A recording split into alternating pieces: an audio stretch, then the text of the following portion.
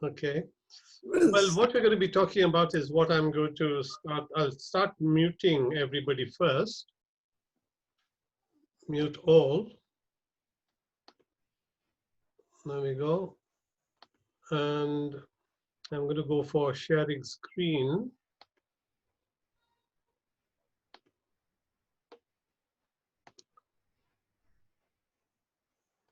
And it's a topic which, of course, a lot of you are probably well into, but I thought it would be a good idea to sort of know a little bit about what their policies are, and of course have a Q&A at the end to talk about how effective his sort of tenure is going to be in the USA. Now, we knew that but it was a close call, especially the way that the pandemic had affected voting pattern. It seemed that in the beginning that Trump was winning because he had told his supporters do the voting on the day. But Democrats had told their supporters, please go ahead and vote before the day. So a lot of postal ballot was cast, 100 million, I think over 100 million, which is quite astonishing. And of course, when they started counting them, it was a bit late in the day, and Biden started to sort of move up, and he won eventually. Trump is, of course, going to be contesting that, and we'll have to see whether he gets any traction on that. We'll talk about it at the Q&A as well when that matter comes up for discussion. But right now, what we can do is get cracking on our agenda today. And I want to cover some basic differences in the domestic sort of policies between Biden and Trump. Now, we know that Trump's flavor or style has been quite astonishingly different from the previous presidents. And that's because he started to do the direct contact on tweets to his electorate. And I think because of that, they felt very much closer to him. And he said the right things to them. And of course, that electorate of his kept on growing. Because if you take the 2016 elections and compare it to this election, this November, you can see the number of votes that have been cast has increased substantially. Last time he won with about 60 odd million. This time he lost with nearly 70 or 70 million, which goes to show that the number of people have increased in their voting. And that is one of the reasons why I think he lost. Otherwise, you know, with 70 million votes, normally one would have won. So let's see what these policy differences are with Trump and Biden. Well, this gives you a flavor of the whole campaign. You see, red, of course, Republican. And Biden, although much older, at the same time, a bit more, he came across as more sincere, if you ask me. But low-key in many ways. I think the people who campaigned for him, mostly Obama, I think tipped the balance because Obama is a very charismatic speaker, and he went, you know, on a campaign to support him. And I think a lot of people came out to a large extent to push Biden over the line. That's not to say Biden doesn't have any good sort of policies to attract people. What happened here, of course, was that he belongs to a different class of politicians who believe in a bit of courtesy and observes the practices of diplomacy and good speak. And of course, compared to that, Trump was completely opposite. Anything that came out of his mouth, nobody was sure. Most of it was lies. Couldn't be sure what he was saying was at all believable. So you can see the big difference in their styles. And that style appealed to his sort of voters because it was an emotional sort of connection they had with him. And that's where America is right now.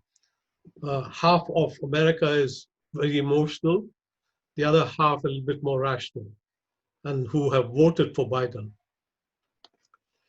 Okay, let's look at the background very quickly. Biden, he was trained as an attorney and became a senator after that.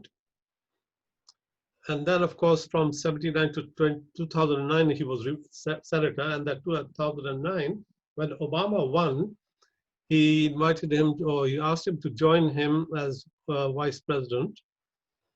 And he stayed on till about 2017 in that role of being VP until he lost to Trump, when Obama lost the election. But before Obama left, he gave Biden the Medal of Freedom, the highest civilian order in USA. So a very sort of potted, sort of history of Biden. Let's see about Trump.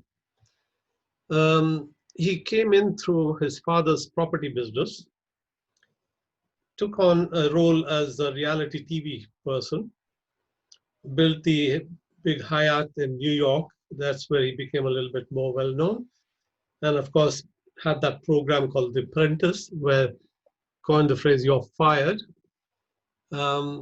So his sort of background, as you can see, has very little to do with serving the community as a senator or in some government capacity. It was all show business. But then when he got the candidacy for 2016 elections, he won because a lot of people say because Hillary, although she had the popular vote, more than about 3 million more votes than Trump, because of the electoral college that they have, which gives a little bit more votes, if you like, to the less populated states of USA, which are Midwestern, in fact. And Hillary lost on that basis. But this time around, when Biden and Trump fought the elections, the electoral college votes have all gone in, or many of them have gone in favor, over 300 now for Biden. And Trump is still there at the 214 level and is not likely to pick up even after the recounts that he has demanded. So what are the basic sort of things that are different that we can look at from the policy point of view?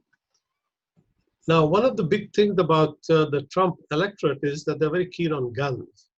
They want to keep their guns. And some measure, I think it says there are about 300 million guns in USA, in private hands. Anyway, Biden's approach to that has been in 1994. He came out with the legislation which banned assault rifles, essentially those which are repeater type of guns used in war, so not really necessary to have it in civil environments.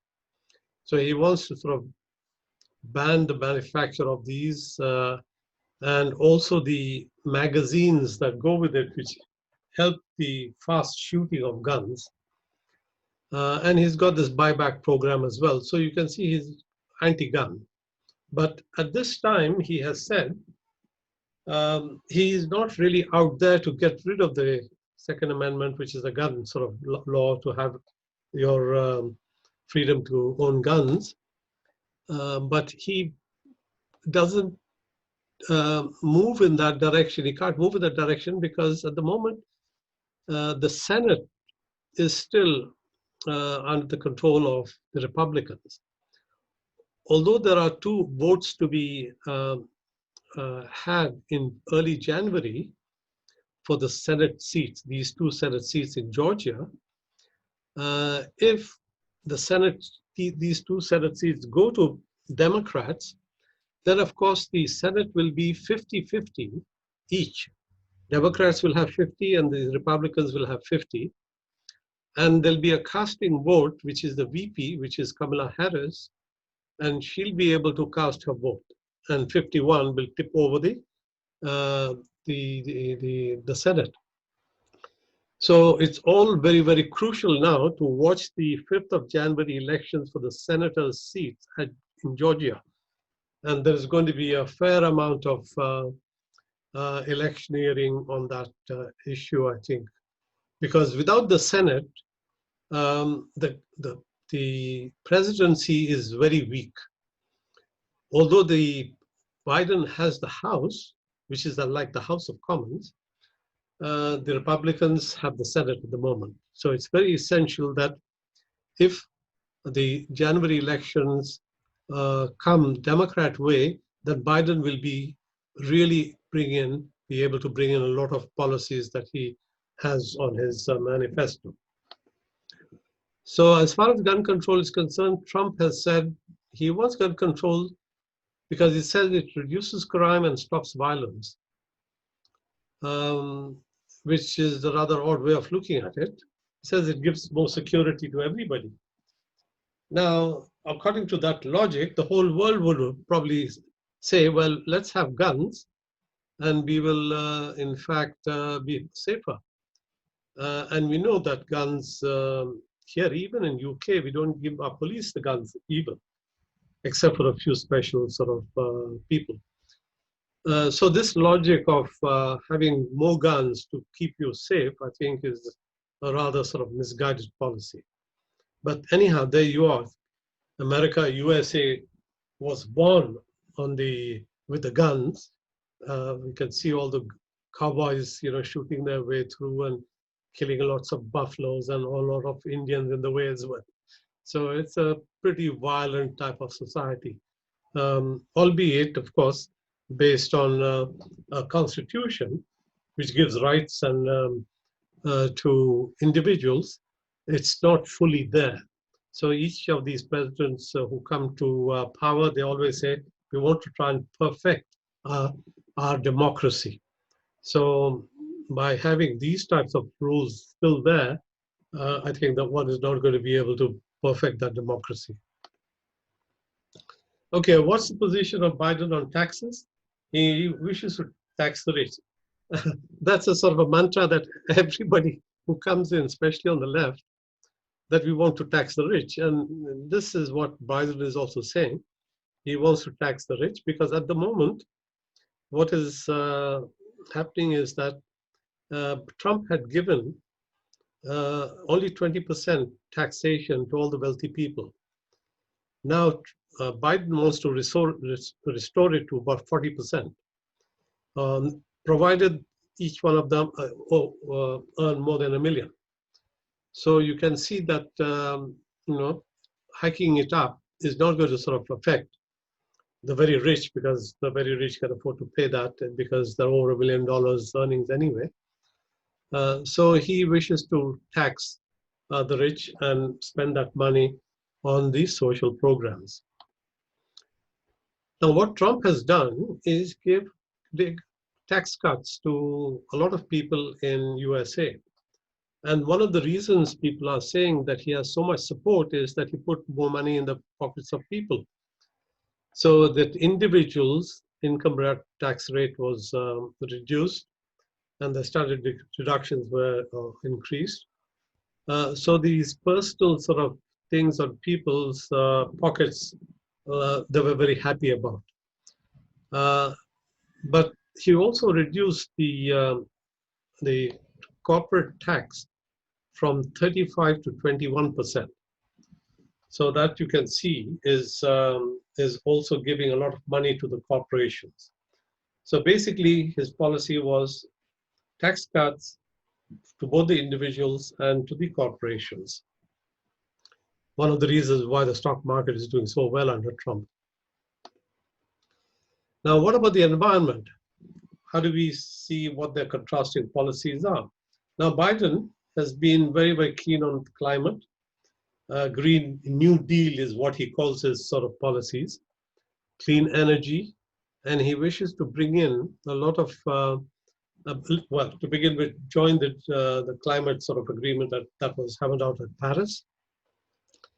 And he wants to create a lot of jobs relating to the green economy, and therefore become a leader in many ways to affect climate change in a positive way.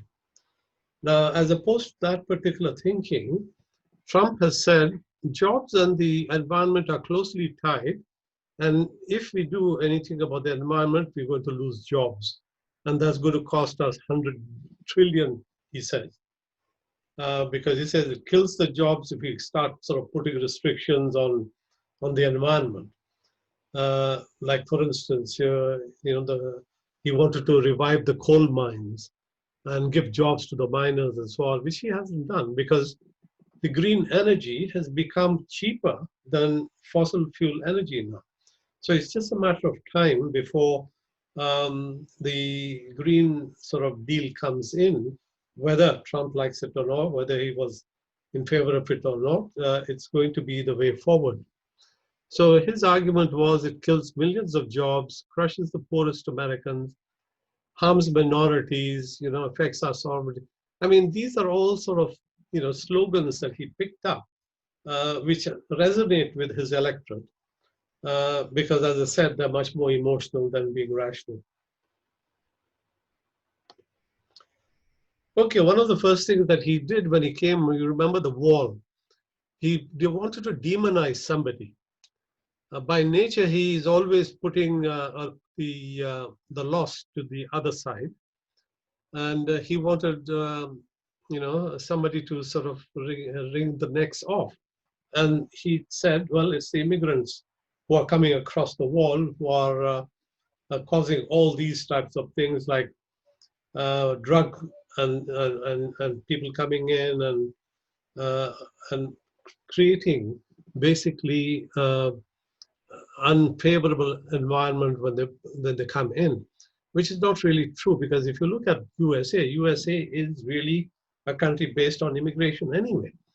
But everybody does sort of believe that there should be some control on the border areas so that there is no sort of free for all, as it were. And Biden sort of supported that view. But later on, he then said it causes too many sort of hardships. Let's progress with the normal sort of policies that they have of immigration. And he adopted a much more humane type of approach. And he didn't support the building of the wall.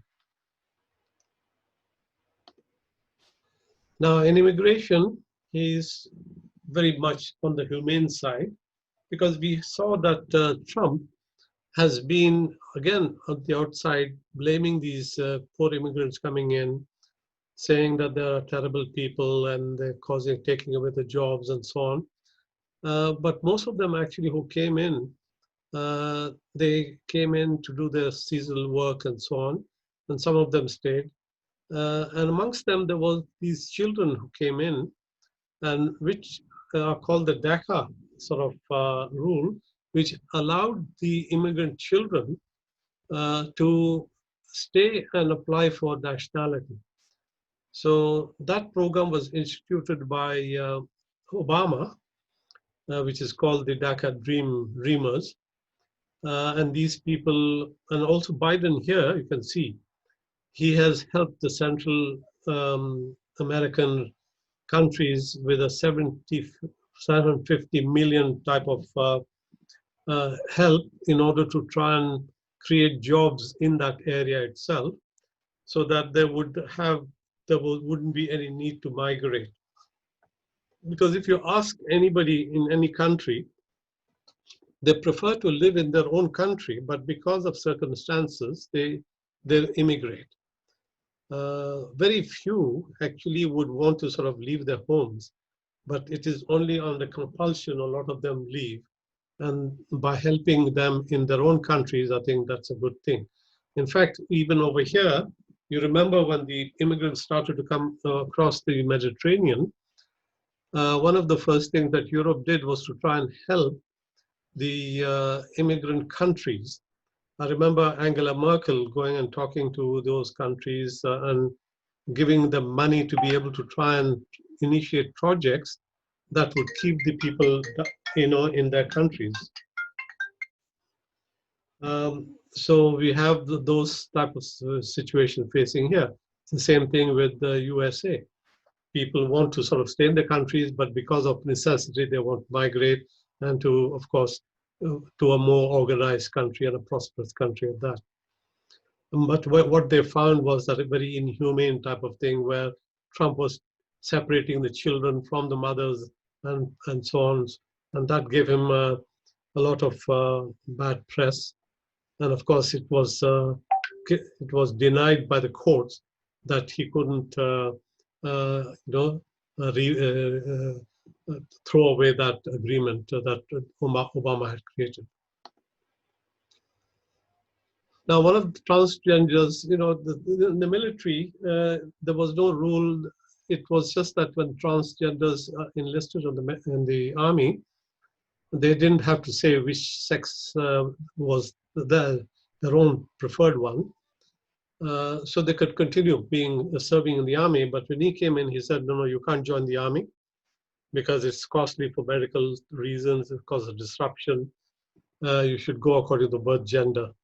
So he was outlawing, as it were, the freedom of transgender to work in the military or join the military. Here, I think Biden is going to have reinstitute that freedom of being able to join any organization, regardless of the gender. So again, a humane policy.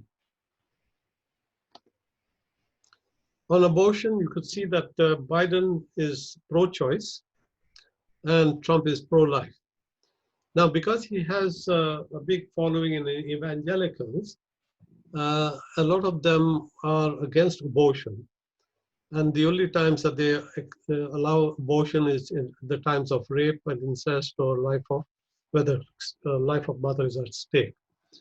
So you can see a very clear difference. And I think one of the things that he has done, which is probably a very big damage to the Supreme Court in USA, is that he has loaded the Supreme Court with the conservative judges. So there is a count of 6-3, 6 conservatives to 3 liberal judges. Although they all said that they are judges, but they have leanings. It used to be 5-4 before, but since Trump came in, he has abused his sort of position, as he has done in every other way, to destroy an institution. So hopefully Biden, I don't think he will be able to do much about the Supreme Court, but he is going to maybe do something about it if he gets control of the Senate. If those 2 senators come to the Senate from Georgia, come 5th of January, he might be able to sort of pull that off. We'll have to see. But until then, the courts are going to be in favor of the Republicans. So in a nutshell, Biden is all about paying the family and medical leave. He's very much to maintaining the Obamacare.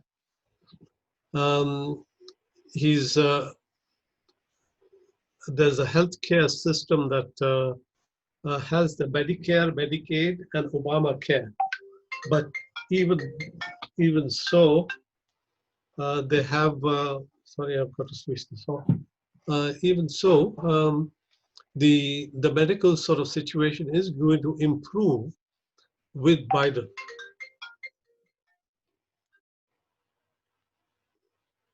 Let's switch this off. Sorry.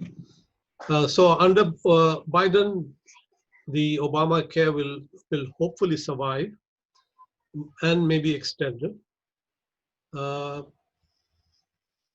then he's going to be able to, and of course, Trump was against universal child care. So essentially, again, policies which I will go further down and talk about it. Here we are. Biden, again, is one for infrastructure because he feels that with the infrastructure, a lot of jobs can be created.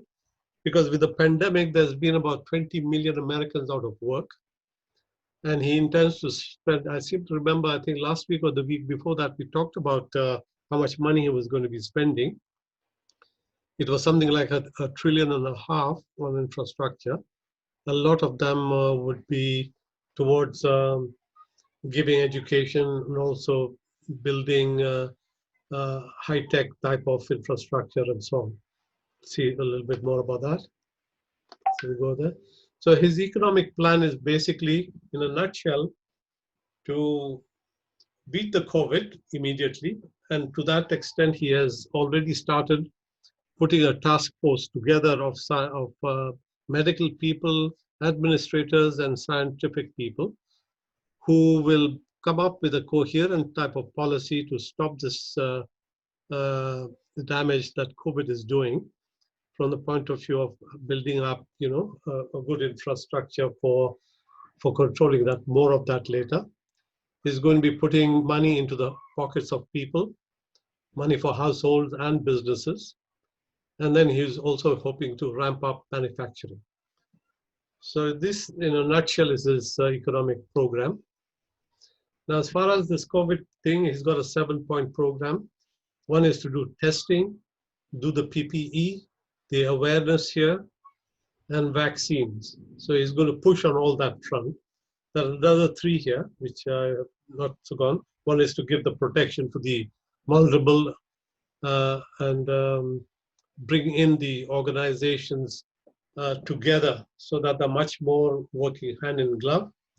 And that, I think, is a good approach, because you remember when Trump came in, one of the first things he did was to dismantle the pandemic department.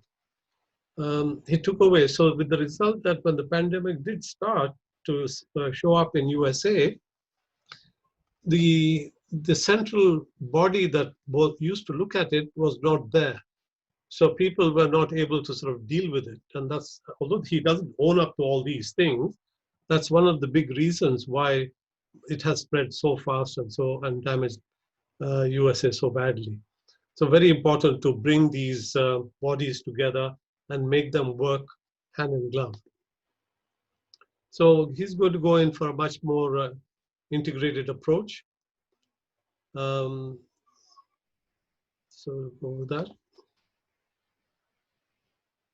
Okay, on racial equality, this is one of the Black Lives Matter is one of those things that were big factors in the election that took place.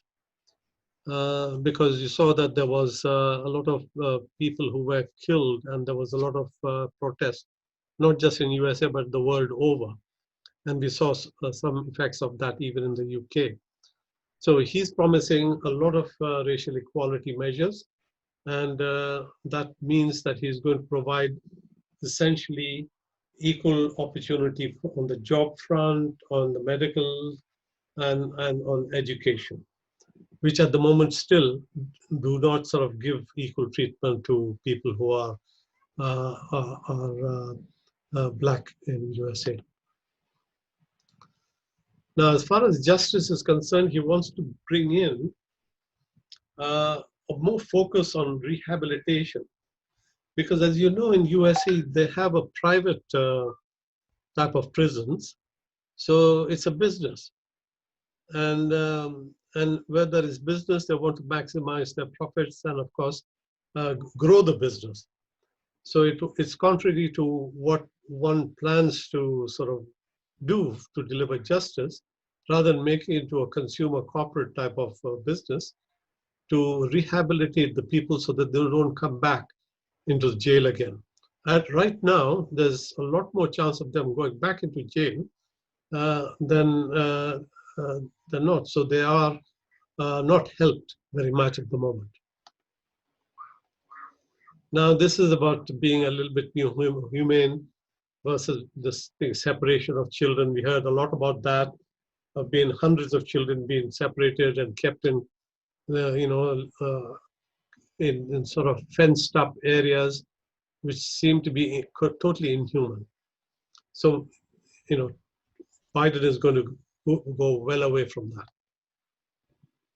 Biden is thinking of lifting the bans on Muslims because Trump brought in this measure that if you're a Muslim from a lot of these Muslim countries, you can't come to USA. So that is going to go as well. So again, as far as the visa policies are concerned, he is going to be a lot more realistic in terms of having to satisfy the business requirements, because a lot of immigrants have come in with to fill jobs which a lot of US people couldn't fill because of their education and so on. So he's going to make it easier for qualified people to come in. And this affordable care, this is the most important thing. And he was there with Obama when this was created and legislated, and 20 million people were benefited from that, although it left another 20 million not covered, which hopefully Biden, if he gets the Senate, will also be able to do. By first of all bringing in this public option. At the moment, see, they don't have something like our NHS over there. They have private sort of hospitals, private this, that, or the other, and you have to sort of get insured for paying for these services. So he wants to bring in a public option, which basically means government option. So hopefully he can do that if he gets that Senate seats. And he wants to be able to also, not have the surprise billing, because the medical services are a big business in USA, and you can go broke if you get ill if you don't have cover. So he's going to take care of the surprise billings and also reduce the cost of drugs. On the climate-friendly thing, he's going to be able to bring in the green policy. And he wants to have this 2050 carbon neutral thing, which a lot of other countries also are looking to. And next year we'll have the COP meeting here, and with Biden in USA, that'll be a good partner for all of Europe and the rest of the countries who are serious about doing something about the climate. So that's again saying the same thing here. Okay, if you don't have the Senate, it's going to sort of be, he can't do things like the big Green New Deal he's got in his manifesto. He won't be able to defund the police where there was a lot of complaints against them. And then he wanted also to provide, college education for free public. So these he can't do unless that Senate is in the control of the Democrats. So we'll have to wait for that January 5th date. Okay, on foreign policy, very quickly, this is the Israeli foreign policy chairman called Ziv Hauser. Is saying he knows Biden very well. He believes that he is a true friend of Israel. And he says, I assume that even if the Iran deal is renewed, it will be better than the previous one. So it is with Obama, when Biden was there, that they hammered out the Iran deal. So with him back in power, he is going to renew that deal and maybe add a few items to it so that it is acceptable to Iran and to Europe. Europe has also sort of signed up to it. So there'll be a lot of satisfaction if he does that. Now, regarding China, his tone is going to be different. There may be, of course, some legitimate sort of grievances against China, because China is becoming a big competitor for USA, not only on the markets, but on technology, on the leadership of nations, as it were. Because if you look at my other sort of talks that I covered, the the Belt and Road Initiative and so on, the dozens of countries that have signed up to it. It's an infrastructure type of big project of Xi Jinping that is bringing a lot of poorer countries into doing something about prosperity and their economies in the country. Because without infrastructure, they can't move forward. So with that, he's won over a lot of poorer countries to his side. And Biden, I think, is going to be a much better partner for China, but he'll probably also keep in mind the interest of USA, where there is a big imbalance of foreign, if you like, trade, because that trade is in favor of China.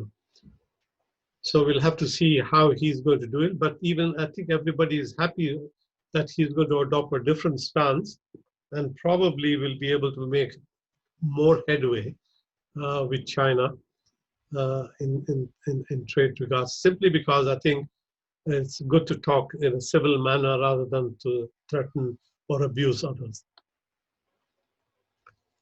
Yeah, he's going to do things differently. And he would get the support of traditional, because you see a lot of traditional American allies had lost heart when they saw Trump. And with him, Biden coming in, they're all very much relieved that they will be able to at least talk to a sensible man of a country. Now, I put that up because India, Kashmir is a big problem because Kashmir is under lockdown. It has been in lockdown for the past 1 year, which means no internet, nothing. So the people of Kashmir have basically no movement given to them. And that is because, you've got a government in Modi there, which is based on Nazi sort of principles of supremacy and so on of the Hindu class. And these Muslims in Kashmir and all over India are being targeted with legislation which seemingly seems okay, but are aiming to spot who are these categories, like the Muslims. This is the registration, national registration scheme, and this is the Amendment Act, Civil Amendment Act of wanting to prove that the people who are in India are legitimately belonging to India. Now, that's just a bit of an excuse that a lot of people can't produce the documents, of being born or things like that. And if they are asked to produce, they don't have it and they're classed as non-Indian. So it's a big, big disgrace for a big democracy like India, or the so-called democracy, that it's doing this harassment of the Muslims in India, and particularly those Muslims in Kashmir. And Biden, I think, will be on the side of the Kashmiris because it's a big injustice being done to them. And I think he will bring about a change there.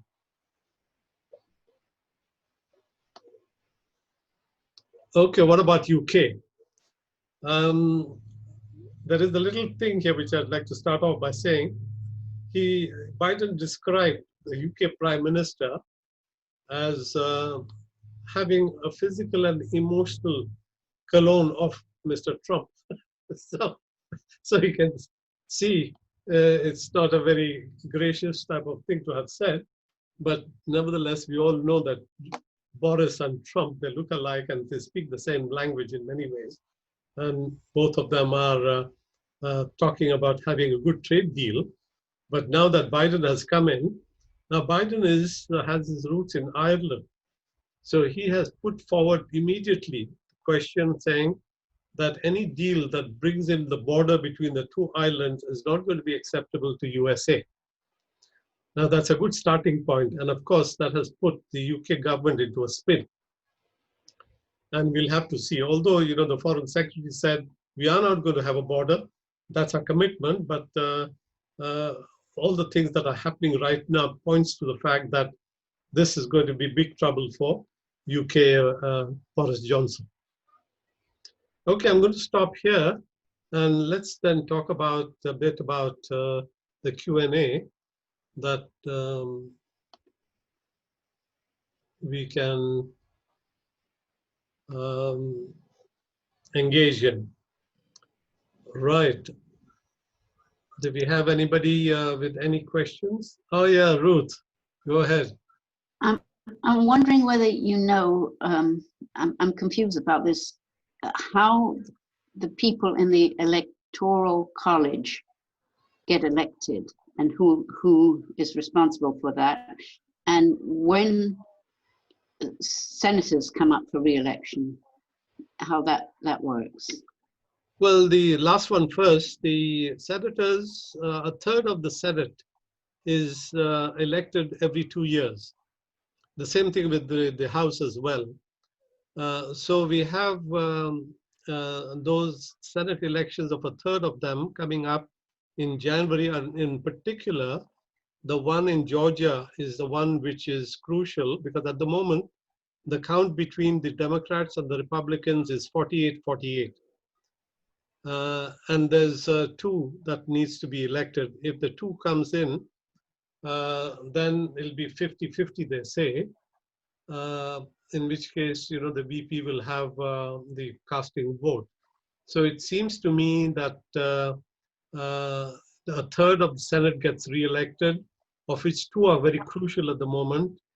And if these two get elected to the Democratic Senate seats, then the VP, the president-elect will have a lot of flexibility in enacting his policies because he will have the House and the Senate at that time. Now, to your first question about how these electoral votes are decided, it is based on the population. If you have a certain number of people in your country, then you get a certain number of votes. But it's not the same in every state.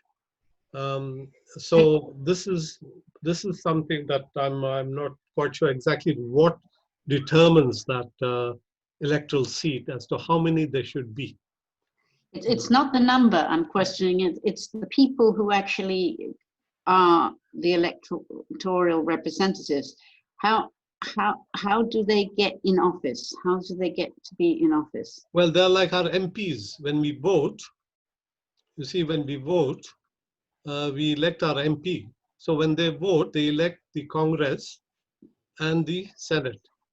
So the same people as go to the House of Representatives. That's right, yeah.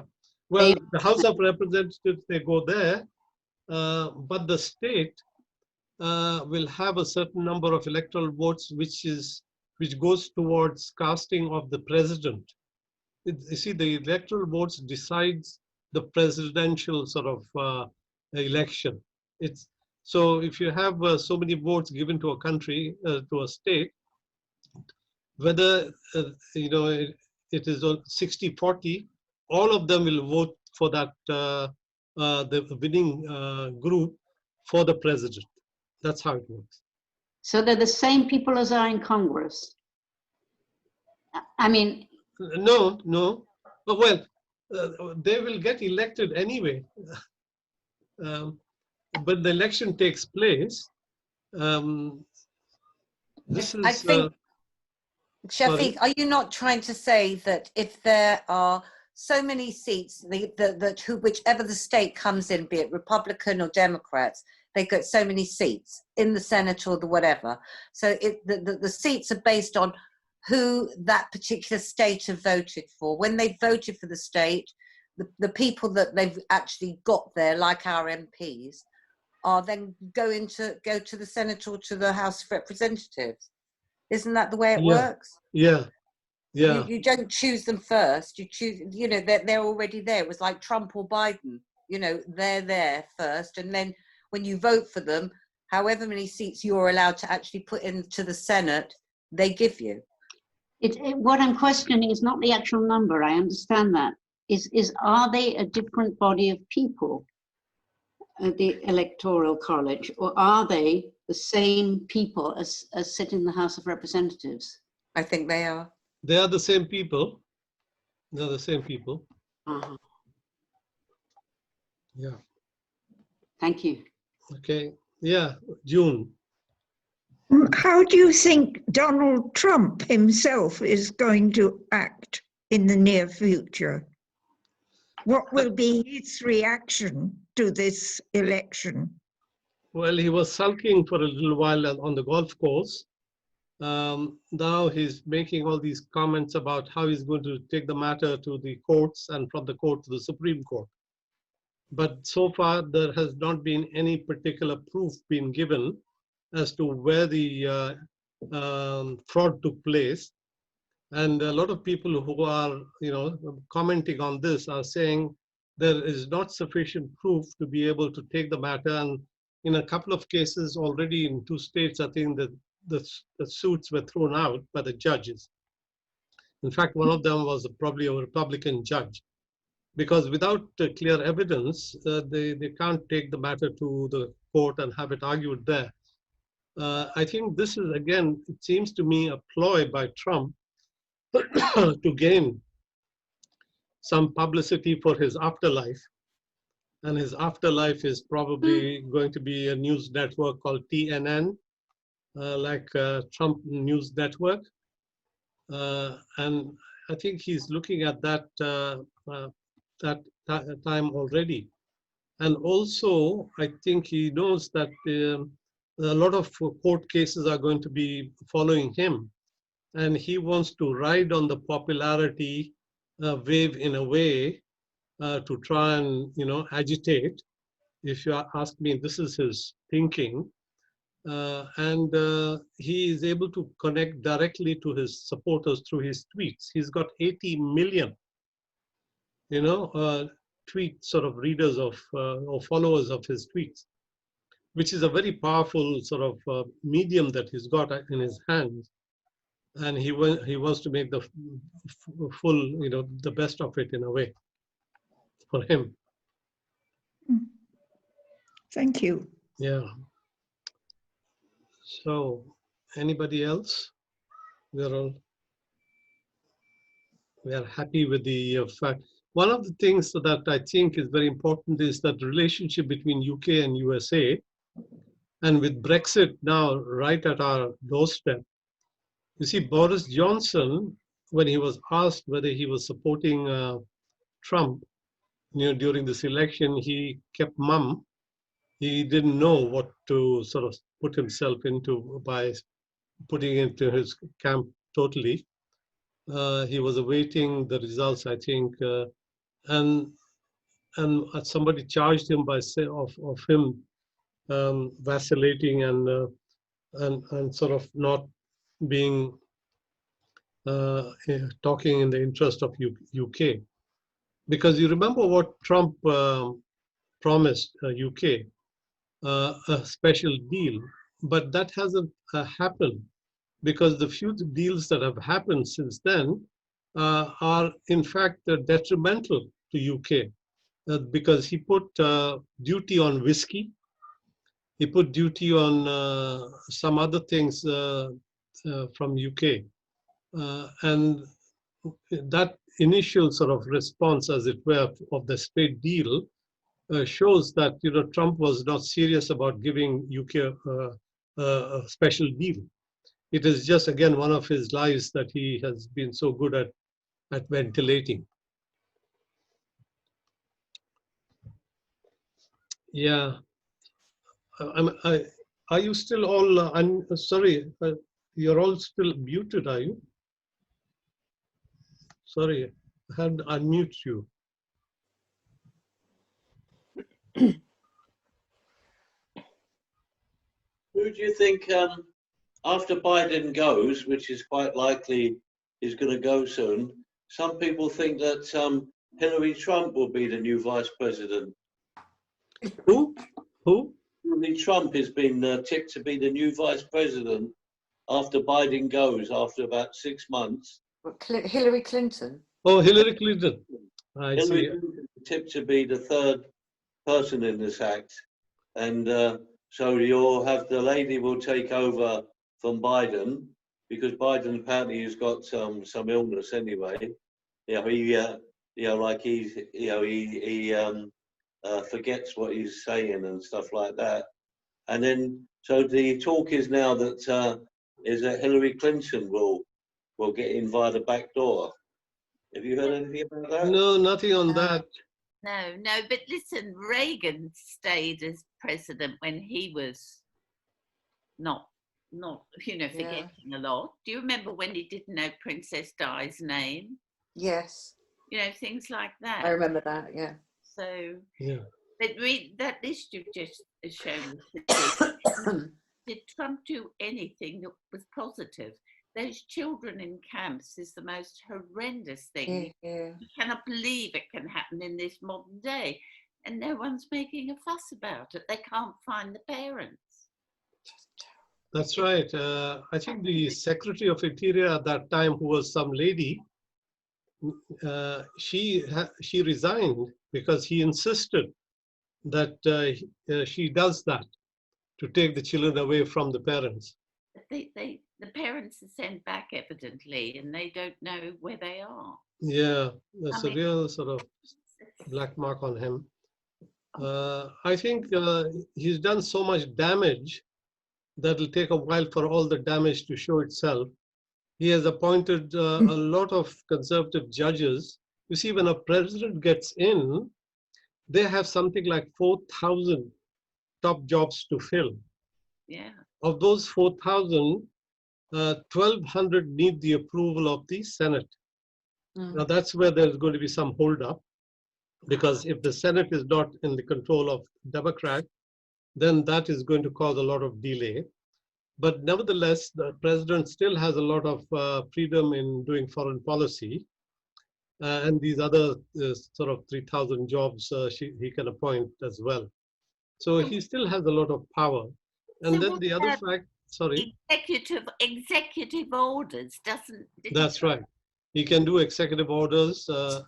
And I think he has a lot of experience being in the Senate himself, that despite not having the Senate, perhaps if it doesn't come their way, he might be able to bring in a change or other agreements with the Democrats to policies which are in the interest of USA.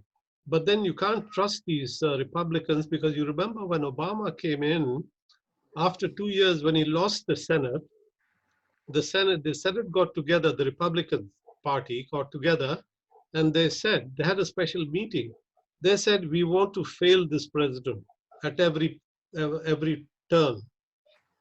So even the policies which they were espousing, and when he put forward those, they would reject it. So, the Republicans, Trump is not the only problem in USA. The Republican Party also has gone to the dogs in a way, because they have become totally inhumane in their actions. The R in Republican stands for racist, someone told me. They are racist, yeah. The R in Republican is for racist. Who is? The R in the word Republican. Oh, I see. Yeah, quite the possible right mnemonic for them. Yeah, Pamela. Sorry, my grandson just arrived. Yeah, you have worked in the US Embassy, so they must be celebrating that today. Well, I'm sure they are, but if he doesn't get those seats in the Senate, you can forget it, because I've worked in an administration where they didn't have the Senate, and we just could get nothing done for 4 years. It was awful. So. Yeah, the only thing I'm hoping is that that Biden has been very good at working with the Republicans. Yes, even during the Obama's sort of period, he was sent in to work with the Senate. So people know him, he knows them. So it's quite possible he might be able to find some common ground. Yes, he's good at it. He has experience, at least. Yeah. I just pray for those 2 seats in January, Yeah. Well, the way that Georgia has gone, it does show that there would be a sort of a swing towards the Democrats. So there's good sort of omens there. Yeah. breath.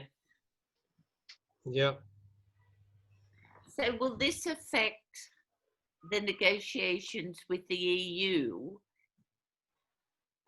Yeah. Because we haven't got a deal. Yeah. Well, Boris thought he was going to have one with Trump. Now yeah. it's going to be a bit dodgy. Very dodgy, because the House of Lords has just struck down some clauses that was sent to them regarding this Brexit on the basis that it's illegal and it doesn't follow international treaties. So it has to do again with Ireland, the border. And I'm not sure how he's going to resolve it, because Biden has clearly said he is not in favor of the border, hard border at all. So we'll have to see how that works, how he's going to do. So Boris is going to have to do some work. Yeah, well, I mean, he promises a lot, Boris, because he said, the date Brexit out by the end of December and so on, which looks as if, he's counting on the fact that Europe is going to give in. But Europe has got these 2 points, which they are saying: we want equality of treatment, so that you don't have an advantage by, giving special sort of subsidies to your companies. So there is got to be a level playing field for your country and for Europe if you want to trade with us. And then fishing, they might be able to wangle something, but on this level. Can you explain the fishing to me? Because it's such a small percentage of the UK economy. Well, the northern sort of regions of UK, I think, are very dependent on fishing. I went to one in Scotland called, I forget the name now. Anyhow, that fishing village is totally dead, because the fishing boats are all standing there, and they couldn't readapt, because what had happened was that the fishing boats from Europe came in and took the fish, and they couldn't catch as much. But then they didn't have they weren't able to go towards European fishing grounds themselves. So it affects the local economies quite badly. But as you say, it's not a very big business, but it is very important to those people. And what Europe is saying is that they want the access to these English waters, but they might agree to some quotas, I suppose. And that is the way forward, I think, which will keep everybody happy.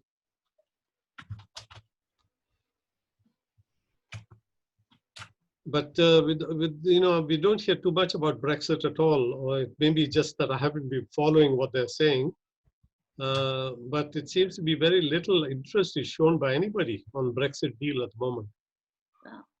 He's going on television at 5 o'clock this afternoon to make an announcement. Who? Boris. Boris is going to make an announcement on the pandemic. 5 o'clock. Pandemic or Brexit? Well, both, I imagine. But it's at 5 o'clock. I think he's got the army with him this time. Or maybe about his resignation. Oh, please. I thought that was coming after the 1st of December. What do a lot of people think about this dreadful culling of 17 million animals in Denmark? Oh, the link. Oh my God. Yeah. They've got COVID. They've got COVID. I mean, what's going on? How does that get away without no one knowing about it? How can you wipe out 17 million animals in one go? What sort of animal? We're all living there together. Why were 17 million animals? I think there's a lot more behind this virus, and it could be us that are the real problem on this earth. 17 million creatures killed just like that, and no one blinks an eyelid. George, everyone is blinking an eyelid. It's really serious. Those minks have got not just COVID, they have a mutation of the COVID, which is really, really even more risky than the usual COVID out and about. it's a terrible, terrible risk. I mean, I'm passionate about animals and it's very upsetting, but if you want to get rid of COVID, what else do you suggest? Well, why don't they wipe out the people?